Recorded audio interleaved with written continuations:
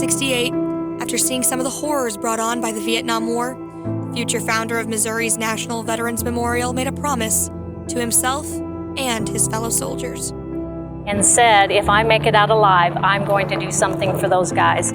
After coming home, Jim Edelman created a place to honor those who laid down their lives for their country. An exact replica of the Vietnam Memorial Wall now sits behind the Welcome Center and Museum, with each of the 58,220 names inscribed on its walls.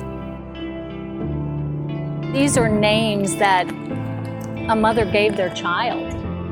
These aren't just names, they're people, and they did the right thing for all the right reasons, and now it's time for us to thank them for their service. Veterans come from all over, including Campbell Hill native Ronald Rathert.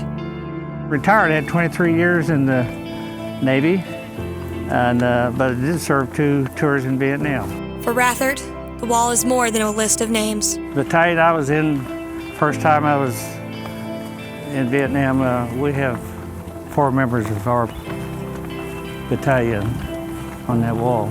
Rathert served in a group called the Navy Seabees, and looking at the wall reminds him of those left behind. There's a total of 85 Seabees on this wall. So when I see this wall, I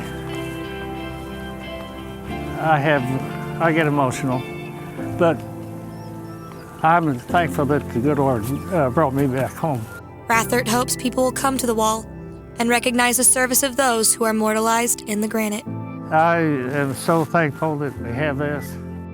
I hope everybody makes it a point to come and visit, because this is absolutely one of the greatest things that's happened in this part of the country. In Perryville, Missouri, Madeline Parker, News 3.